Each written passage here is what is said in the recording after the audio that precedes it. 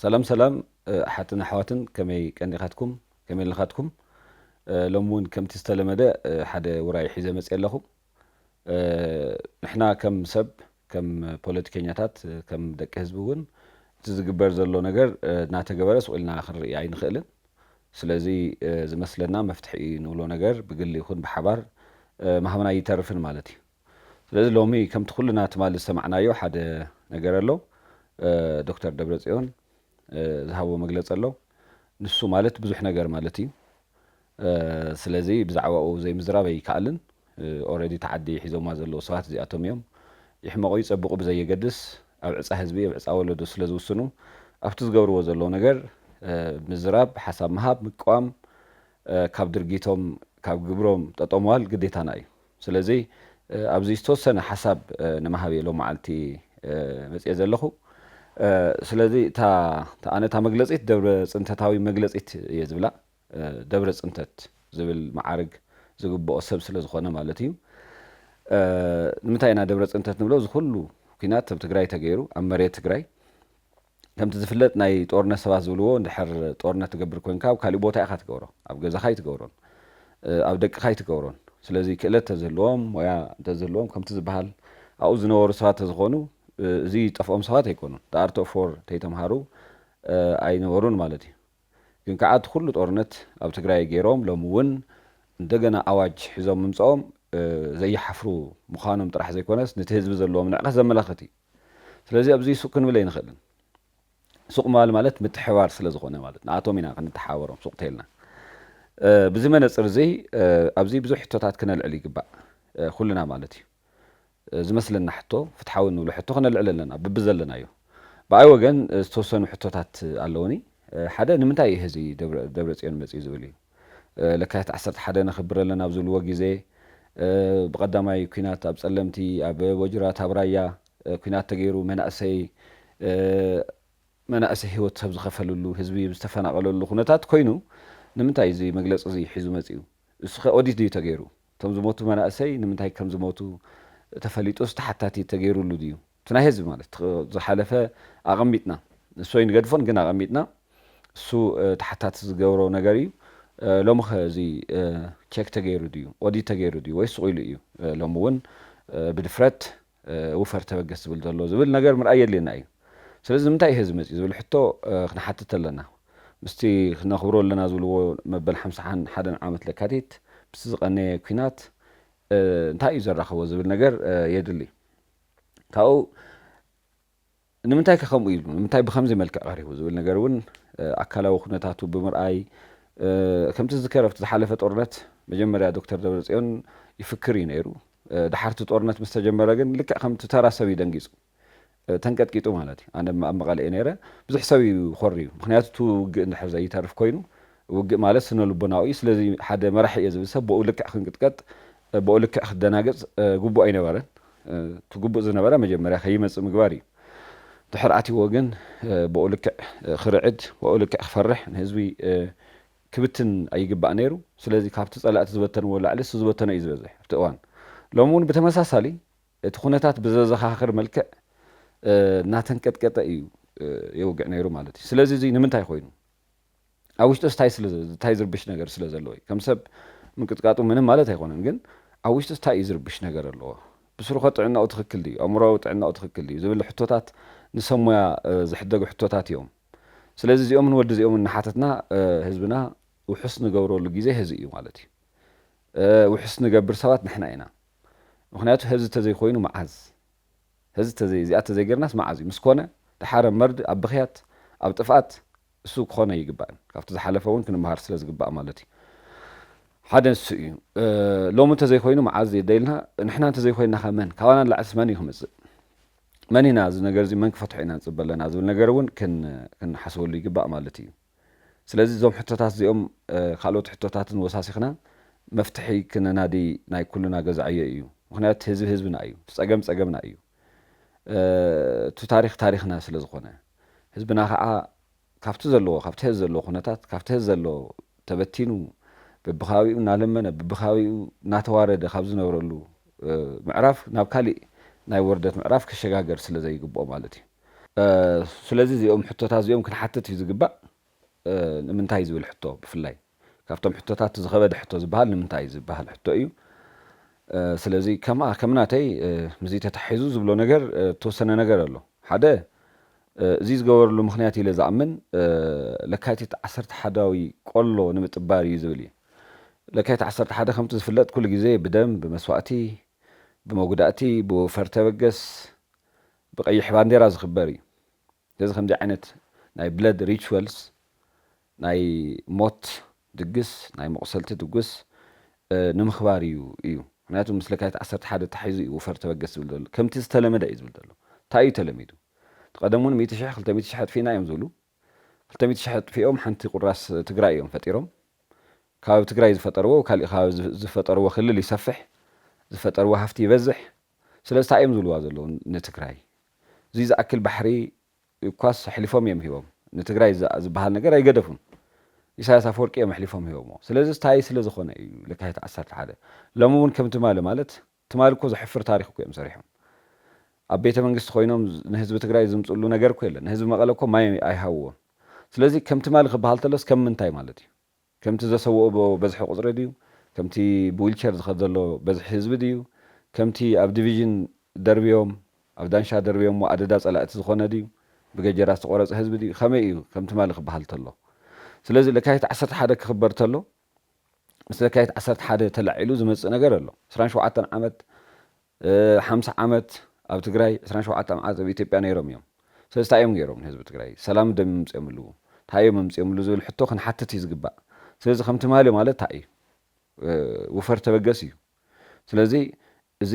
ክንሓቶ እዩ ዝግባእ ካብኡ ለካቲት ኣብዚ ቦታ እዚ ክነኽብሮ ኢና ዝብልዎ ነገር እኒኦ ቦታ እናመረፁ ማለት እዩ ኣብ ሕመራ ክነኽብር ኢና ብተፈላለዩ ቦታ እንተዝኾን ፅቡቕ እንተዝኽእልዎ ፅቡቕ እዩ ነይሩ እንተዝኽእልዎ ቀደም ገበርዎ እዚ እንታይ እዩ ዝኾን ዘሎ ብዘመነ ውቤ ፀመመስ ውቤ ይሙት እናበለ ይነብር እንተዘይኮይኑ ብስም ለካቲት 11 ዝበሃል ናይ ሞት ድግስ ዝመፅእ ነገር የለን ለካቲት 11 ከም ሃገሩ መዓልቲ እዩ ስለዚ ብስም ለካቲት 11 መናእሰይ ክነሕርድ ኢና ህዝቢ ክነወዲ ኢና ካብ ዝብል ሕልሚ ወፃኢ እዚ ዝበሃል ቁም ነገር ክሰርሑ ከም ዘይኽእሉ ደጋጊሞም መሪኦምና እዮም ትሞት ግን ይኽእልዎ እዮም እቲ ህዝቢ መንእሰይ ጠቐጢቕካ ክሞት ምግባር ትማሊ እውን ገይሮምዎ እዮም ሎሚ ለካቲት 11 እዩ ትማሊ ለካቲት 5 ለካቲት 9 ዝገበርዎ ነገር እዩ ሎሚ እውን ዝገብርዎ ዘለዉ እዩ ስለዚ ሳቶም ዝኽእልዎ ብስም ለካቲት 11 መንእሰይ እግሩ ክቁረፅ ዓይኑ ክዓውር ብዊልቸር ክኸድ ክቆስል ህዝቢ ክፈናቐል እዩ ካሊእ ነገር ኣይንፈልጥን ስለዚ ንምንታይ እዩ ሓደ ሰብ ናብ ስልጣን ዝመፅእ ሰብስ ብ10,000 ብ100,000 ዝግመት ህዝቢ ጥፊኡ ዝመፅእ ብናይ ባዕሉ ዓቕሚ ዘይመፅእ ብሓሳብ ዘይመፅእ ብውድድር ዘይመፅእ ተኽኢሉ እውን ተንኮል ዋላ ገይሩ ይምፃእ ፀገም የለን ካብ ወፃኢ ግን ህዝቢ ተበገስ መንእሰይ ውፈር ናበልካ እናወዳእኻ ዝግበር ነገር ጠጠው ክብል ኣለዎ ዝብል ሓሳብ ኣለኒ ስለዚ እዚ ንህዝቢ ትግራይ ክሕልፎ ዝደሊ መልእኽቲ እቲ ካልኣይ ብሽመኸተ ህዝቢ ንምዝራፍ እዩ ካሊእ ነገር የብሉን ብሽመኸተ መኸተ ንኣቶም ቢዝነስ እዩ ከምቲ ዝበሃል ውግእ ንህዝቢ ትግራይ መጥፍእ ምዃኑ ርኢና ኢና ከካብ ቤተሰብ ክንደይ ከም ዝሰኣና ንፈልጥ ኢና ንኣቶም ግን ብጣዕሚ ሓያል ቢዝነስ እዩ እዚ ጦርነት ካብ ዝበሃል ኣብ ኣውሮፓ ኣሜሪካ ዘሎ ህዝቢ በዝቢዞሞ እዮም ድሮን ንገዝእ ኣለና ይብልዎ ድሮን ኣይገዝኡን ድሮን ንገዝእ ኣለና ኢሉ መጭበርቢሮም ከይኣኽሎም ፀረ ድሮን ንገዝእ ኣለና ይብልዎ ፀረ ድሮን ኣይገዝኡን ንዕጥቕ ኣለና ይብልዎ መሳርሒ ንገዝእ ኣለና ይብልዎ ምንም ዝገዝእዎ ነገር የለን ዕጥቅና ካብ ፀላእትና እናተባሃለ መንእሰይ ትግራይ ታንኪ ክሓንቕ እዩ ተገዲዱ ስለዚ እዚ ነገር እዚ ውግእ ንኣቶም ቢዝነስ እዩ ማለት እዩ ከምቲ ዝበሃል እዩ ሓደ ዓድስ ውሑዳት ዝሃፍቶም እንድሕር ኮይኖም ኣብቲ ዓዲ ውግእ ኣሎ እዩ ዝበሃል ስለዚ ውግእ ንህዝቢ የጥፍእ እዩ መጥፍእ እዩ ብ99% 99% ህዝቢ መጥፍእ እዩ ዓዲ የስእኖ ሂወት የስእኖ ጥዕናኡ የስእኖ ከምቲ ንሕና ዝኾናዮ ማለት እዩ እዚ ምግላፅ የድልን ብኣንፃሩ ንዝተወሰኑ ሰባት ግን ንተወሰኑ ናይ ጦር ናይ ፖለቲካ ኣበጋዛት ግን ሃፍቲ እዩ ዝኾን ስለዚ ብስመኸተ ኣብ ኣሜሪካ ዘለዉ ንፍሳስ ገደም ንብርሃነ ገብረ ክርስቶስ ኣብ ኣውሮፓ ዘለዉ ናታቶም መሓውር ክንደይ ሃፍቲ ከም ዝዘረፉ መን ይፈልጥ ስለዚ እቲ ኩሉ ኣብ ዲያስፖራ ዘዋፅኦ ገንዘብ ጌታቸው ረዳ እውን ነጊሩና እዩ ደጋጊሙ ናብ ትግራይ ዝኣትዎ ነገር የለን ኢሉ እቶም ካልኦት ዝመፁ እውን ከምኡ ኢሎም እዮም ስለዚ ናበይ ዳላ ኣትዩ እንተልና እዞም ሰባት እዚኦም ዝዘርፍሉ እዩ ዝኾን ዘሎ ማለት እዩ ስለዚ ኣብ ትግራይ ኩናት ተፈጢሩ ህዝቢ ከምቲ ንሪኦ ዘለና ሰብ ዳ ኣይመፀሎም እምበር ኣብ ዝተፈላለዩ ከባብታት ኣውሮፓን ኣሜሪካን ብስም ለካይት 11 ሰብ ክስዕስዕ ሰብ ተጋደላ ኢሉ ክደርፍ ካብኡ ከዓ ገንዘብ ከዋፅእ ክገብሩ ይምክሩ ኣለዉ ደስ ዝብል ነገር ኣይተሳክዐን ኣዳራሽ ሙሉእ 5-6 ሰብ እዩ ዝመፅእ ዘሎ ንምንታይ ግብሮም ስለ ዝፈልጥ እዩ ሓደ ግዜ ሸዊዶም እዮም ክልተ ግዜ ግን ክሽውድዎ ኣይፈቅድን ክልተ ግዜ ተተሸዊዱ ባዕሉ ከም ዝተሸወደ ይቁፀር ዘለዎ ከምቲ ፈረንጂ ዝብልዎ እዩ ችትሚ ዋንስ ሼም ኦን ዩ ችትሚ ትዋይ ሼም ኦን ሚ ከም ዝበሃል ማለት እዩ ስለዚ ሓደ ግዜ እንተሸዊዶም ካ ናይ ባዕሎም ፀገም እዩ ምእማንና ፀገመ ይነበረናን መንግስቲ መሲሎምና ሓላፍነት ዝስምዖም መሲሎምና ዝሰልጠኑ መሲሎምና መሃብና ምንም ትርጉም ፀገመ ይነበሮም ኣብቲ እዋን እቲ ፀገም ዝኾነ ዘይምቁፅፃርና እዩ ሎሚ እንድሕር ዝህብ ሰብ ሃልዩ ግን ብፍቓዱ ዝሃበ ብፍቓዱ ዝተሸወደ እምበር ካሊእ ሰብ ከም ዝሸወዶ ተገይሩ ክሕሰብ የብሉን ማለት እዩ ስለዚ እንታይ እየ ዝብል ዘለኹ እቲ ሓደ ትለካይት 11 ቆሎ ንምጥባር እዩ ዝበልና እዩ እቲ ካልኣይ ብሽመኸተ ህዝቢ ንምዝራፍ እዩ እዚ ኣብ ዲያስፖራ ጥራሕ ዝግበር ነገር ኣይኮነን እቲ ዲያስፖራ ከምቲ ዝተለመደ እዩ ኣብ ትግራይ እውን እንታይ እዩ ደብዳቤታት ትሪኦ ኣለኹም ናብ ወረዳታት ናብ ከተማታት ዝፀሓፍ ዘሎ ደብዳቤታት እሱ እንታይ እዩ ዝብል በቃ በጀት ናይቲ ህዝቢ በጀት ደሞዝ ማለት እዩ ደሞዝ ተይተረፈ ናይ መንግስቲ ሰራሕተኛ ደሞዝ ተይተረፈ ናብ ኣካውንትና ክተዝሩልና ንሓትት ዝብል ደብዳቤታት ንርኢ ኣለና ኢና ስለዚ ደሞዝ መንግስቲ ሰራሕተኛ ንምንታይ እዩ ናብ ናቶም ኣካውንት ዝዞር ማለት በይናይ ሕጊ በይናይ ስርዓት በይናይ ሞራል እዩ ዝዞር ንሱ ጥራሕ ኣይኮነን ንከተማታት ልምዓት ተሂሉ ዝምደብ በጀት ክዘውር ንርኢ ኣለና ኢና ንኣብነት ናይ መቐለ ርኢና ኣለና ናይ ኣክሱም ናይ ዓዲግራት ኣብ ሶሻል ሚድያ ዝወፀ ማለት እዩ እዚ ማለት ናታቶም ስለ ዝረአና እየ እምበር ናይ ኩሎም ከተማታት ናይ ኩሎም ወረዳታት በጀት ናብ ናታቶም ኣካውንት ናብቶም ማፍያታት ናይ ሕወሓት ማፍያታት ኣካውንት ክዞር ተሂሉ ኣሎ ማለት እዩ ንምንታይ ከም ዝግበር መን ክጥቀም ተልና ሳቶም እዩ ሳቶም ክዘርፍዎ እዩ ታይም ኩሉ ህዝቢ መሳርሒ ክንገዝእ ኢና ዕጥቂ ክንገዝእ ኢና ካብ ግብፂ ዶ ካብ ስዑዲ ዶ ከምዚ ንገብር ኣለና ዝብልዎ ነገር ኣሎ እዚ ናበሉ እቲ ገንዘብ ከጥፍእዎ እዮም እዚ ናበሉ እቲ ኣብ ደገ ዘሎ ዶላር ክቅይርዎ እዮም ማለት እዩ ስለዚ እዚ ኩሉ ህዝቢ ክነቕሐሉ እዩ ዝግባእ እዚ ጥራሕ ዘይኮነ ህዝቢ ገዛ ገዛ እናዘሩ ነቲ ሓረስታይ እውን የሳቀይዎ እዮም ዘለዉ ብዕራይ ሃበና በጊዕ ሃበና ውላድካ ሃበና ከምቲ ሓንቲ ወላዲት ዝበላ ዘይሃበና ህንካ ዘይፈልጡ ዝበልኦም ማለት እዩ ስለዚ ሃበና ጥራሕ እዩ ዘሎ እቲ ሓረስታይ ኣብዚ ሕዚ እዋን ዘለዎ ሂወት ይፍለጥ እዩ እዚ ኩሉ ዓመት ኣብ ጦርነት ኣሕሊፉ ኣብ ድኽነት ነቢሩ ኣብ ምፍንቃል ነቢሩ ዘምረቶ ነገር የለን ስለዚ ሎሚ እውን ተመሊሶም ሃበና ይብልዎ ኣለዉ ማለት እዩ ንምንታይ እዮም ሃበና ዝብልዎ ዘለዉ በቃ ስለዘይሓዝኑ ስለዘይሓፍሩ እዩ ስጋኦ በሊዖም ዓፅሙ ክደግምዎ ስለ ዝደልዩ ነቲ ህዝቢ እምበር እቲ ህዝቢ ዘለዎ ሂወት ዝፍለጥ እዩ ብሰንኮም ዝረኸቦ ነገር የለን ስለዚ እዚ ካሊእ ነገር እዩ ማለት እዩ ስለዚ በብኸባቢኡ ዝፀሓፉ ዘለዉ ደብዳቤታት ናይ መንግስቲ በጀት ተይተረፈ ናይ ደሞዝ ተይተረፈ ናይ ልምዓት ተባሂሉ ዝምደብ ይወስድዎ ኣለዉ ደብዳቤታት ንርኢ ኣለና ሓረስታይ እውን የሳቀይዎ ኣለዉ ከተማታት ዝነብር ህዝቢ እውን ክንድዚ ክፈል እናተባሃለ እናተተመነ ይዝረፍ ኣሎ የፈራርሕዎ ኣለዉ ኣይከፍልን ዝበለ ከዓ ከኣስርዎ ይመኻኽር ኣለዉ እዚኣታት ብሙሉእ ርኢና እንታይ ኢና ክንብል ዘለና ህዚ እውን ጠንኪርና ኣይኮነን ኣየዋፀና ናይነዋፀን ኢና ክንብል ዘለና ኢለ እየ ዝሓስብ ካሊእ ንድሌት ሻዕብያ ፕሪቶርያ ምፍራስ እዩ እንታይ ዝብል ነይሩ ፌደራል ተኪሱልና እዩ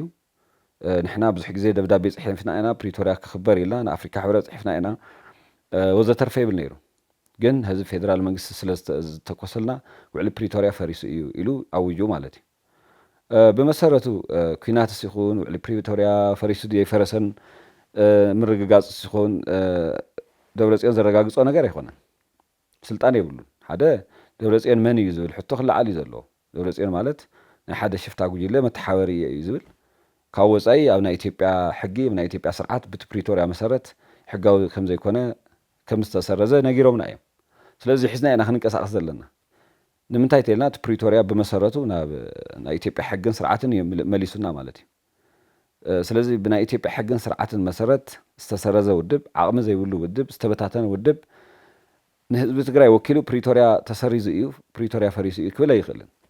ልዕሊ ኩሉ ከዓ እቲ ፕሪቶርያ ውዕሊ ኣብ ምፍፃም መደራደርቲ ዝነበሩ ሰባት ዓድኹም ኪዱ ኢሉ ዘፋንዎም ንሱ እዩ እቲ ቪድዮ ኣሎ እዩ ምርኣይ ይከኣል እዩ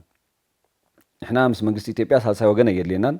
ምስ ዶክተር ኣብይ ሳልሳይ ወገን ኣየድልየናን ስለዚ ዓድኹም ኪዱ ኢሉ ንኡሁሩ ኬንያታ ዘፋነዎም ባዕሉ እዩ እቲ ቪድዮ ምርኣይ ይከኣል ስለዚ ሎሚ መፂኡ ባዕሉ ነቶም መደራደርቲ ነቶም ዳያኑ ክኾንና ዝግባእ እንድሕር ኣባሪርዎም ሎሚ መፂኡ ስለዘይተፈፀመ ፈሪሱ ኣሎ ንኽብል መን እዩ ሞራል ዝሃቦ መጀመርያ ኸ መን እዩ ክሂዱ ባህሊ ኮይኑ እቲ ውዕሊ ፕሪቶርያ ዝበሃል ኮ ናይ ህዝቢ ትግራይ ውዕሊ እዩ ህዝቢ ትግራይ ካብ ጦርነት ዘውፀአ ውዕሊ እዩ እሳቶም ዘምፀዎ ጦርነት ማለት እዩ እሳቶምን መሻርክቶምን ኮይኖም ዘምፀዎ ጦርነት እዩ ስለዚ ንምንታይ እዩ እዚ ዝኸውን ንምንታይ እዩ እንተኢልና ፕሪቶርያ ምእንቲ ሻዕብያ ክበሃል ክፈርስ እዩ ዝድለ እዚ ክንርስዖ የብልናን ሻዕብያ መጀመርያ እውን ፕሪቶርያ ኣይደገፈን ኣብ ፕሪቶርያ ኣይተሳተፍኩን ድዩ ፕሪቶርያ ኣይተቐበልክዎን ድዩ ኢሉ ብዙሕ ምክንያት ኣቕሪቡ እዩ ተኸሊፍና ኢሉ እዩ ኣብ ህዝቢ ትግራይ ክበፅሕ ዝደልዮ ዝነበረ ጉድኣት ምብትታን ሞት ስለ ዘይተሳክዐሉ ተኸሊፍና ኢሉ መግለፂ ሂቡ እዩ ኢሳያስ ኣፈወርቂ ባዕሉ ዝተዛረበ ኣሎ ቀፂሉ ካልኦት ሓይልታት እውን ናታቶም ዝኾኑ ሓይልታት እውን ከምኡ ኢሎም እዮም ነቲ ፕሪቶርያ ስዒቡ ዝሸፈቱ ነቲ ፕሪቶርያ ስዒቡ ጦር ዘለዓሉ ሰባት ብዙሓት እዮም ምስ መንግስቲ ኢትዮጵያ ዝተዋእሱ ብዙሓት እዮም እዚኣቶም እዮም ነቲ ፕሪቶርያ ከፍርሱ ዝንቀሳቐሱ ዘለዎ ማለት እዩ ምክንያቱ ትግራይ ናብ ካሊእ ዕፅዋን ክባን ክትኣቱ ስለ ዝደልዩ ስለዚ እንታይ ክብል ደልየ እቲ ናይ ትማሊ ናይ ደብረፅዮን መግለፂ ብግልፂ ፕሪቶርያ ፈሪሱ እዩ ኢሉ እዩ መግለፂ ሂቡ ማለት እዩ መን ስለ ዝኾነ እዩ እሱ ፓርላማ ድዩ እሱ ናይ ህዝቢ ትግራይ ተወካሊ ድዩ እሱ ናይ ካልኦት ሰባት ውክልና ድንዮ ኮይኑ በይናይ ሞራል በይናይ ሕጊ እዩ ከምኡ ዝብል ዘሎ ኢልና ክንሓትት ይግባእ ማለት እዩ ስለዚ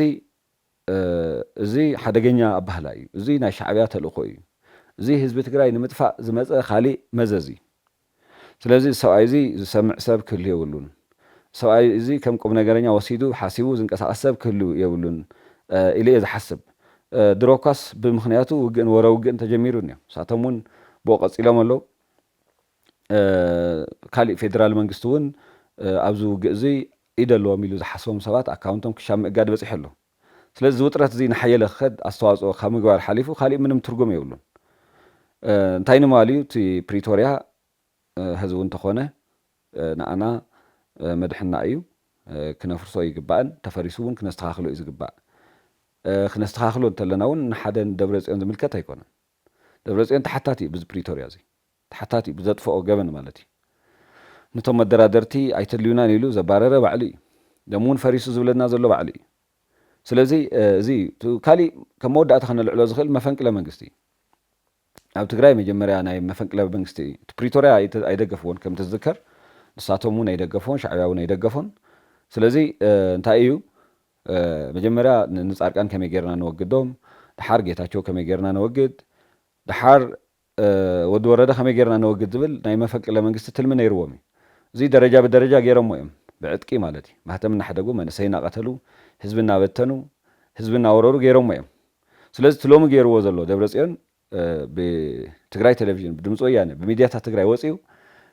እዚ ንክብል ምንም ዓይነት ስልጣን የብሉን ግን ከዓ መፈንቅለ መንግስቲ ንምግባር እዩ መፂኡ ዕላው ማለት እዩ እቲ መፈንቅለ መንግስቲ ነይሩ እዩ ታደሰ ወረደ ስልጣን ኮይኑ እዚ ዝበሃል ስልጣን ኣይነበሮን ንባዕሉ ዝጥቀሞ ነገራት ነይሩ ክኾን ይኽእል እዩ ካብ ወፃኢ እቶም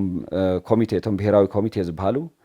ሰለስተ ካብ ሕወሓት ሰለስተ ካብ ቲዲኤፍ ሰለስተ ካብ መንግስቲ ኢሎም ባዕሎም ዝሓዝዎ ማለት እዩ ስሙ መንግስቲ ስሙ ቲዲኤፍ ዳ ይኹን እምበር ኩሎም ሕወሓት እዮም ለውጢ የብሉን እዚኣቶም ኮይኖም ነዚኣቶም ከዓ ኣካቢኦም ደብረፅዮን እዩ ምክትሉ ወዲ ወረደ እዩ ስለዚ መጀመርያ እውን እቲ መፈንቅለ መንግስቲ ነይሩ እዩ መጀመርያ እውን ትትልሞም ከምኡ እዩ ደረጃ ብደረጃ ካብ ፃርቃን ናብ ጌታቸው ካብ ጌታቸው ናብ ወዲ ወረደ ከመይ ጌርና ነጥፍኦም ከመይ ጌርና እቲ ስልጣን መሊስና ንቆፃፀሮ ዝብል ናይ ፕሪቶርያ ምፍራስ ኣካይዳ እዮም ዝኽተሉ ነይሮም ሎሚ ብግልፂ እቲ ፕሮጀክት ወዲኦም እቲ ፕሪቶርያ ፍሪሶም ካሊእ ጦርነት ክጅምሩ ከም ዝደልዩ ዕላዊ መግለፂ ዝሃብሉ እዩ እቲ ናይ ደብረፅዮን መግለፂ ማለት እዩ ስለዚ መፈንቅለ መንግስቲ እዩ እቲ ግዜያዊ ምሕዳር እቲ ብፕሪቶርያ ዝተጣየሸ ግዜያዊ ምሕዳር ኢትዮጵያ መንግስቲ ኣፍልጦ ዝተጣየሸ ግዜያዊ ምሕዳር ንኸፍርስ እዩ መፅኡ ማለት እዩ ካሊእ ምንም ስልጣን የብሉን ካሊእ ምንም ምክንያት የብሉን ስለዚ ኣብ መወዳእታ መልእኽተይ ክገብሮ ዝደሊ እንታይ እዩ ህዝቡ እንተኾነ ትውግእ ኣየድልየናን እዩ ስለዘየድልየና እዩ እዚ ሕድሕድ ትግራዋይ የድልየንን ኢሉ ክሓስብ እዩ ዝግባእ ኦኬ ዘድሊ እንተኮይኑ እንታይ ረኺብና እንታይ ከ ክንረክብ ንኽእል እርግፀኛ ክኾን ክኽእል ኣለዎ ስለዚ ኣየድልየና ናብ ፕሪቶርያ ንመለስ ህዝቢ ዓለም ይስምዐና ኣብ ፕሪቶርያ ዝተኸበረ ሒዝና ዘይተኸበረ ንክኽበር ንግበር ክንብል ክንክእል ኣለና ካልኣይ ኣየዋፀናኒ ኣየዋፀና ብስርኡ ጦርነት እውን የድሊ እንድሕር ዝብል ሰብ ሃልዩ እዚኦም ሒዝካ ደብረጽዮን ዝመርሖ ጦርነት ካብ ሽንፈት ናብ ሽንፈት ተዘይኮይኑ ሓደ ግዜ ብስንፍናኡ ናብ ገደል ዘእትወካ ሽፌር እንደገና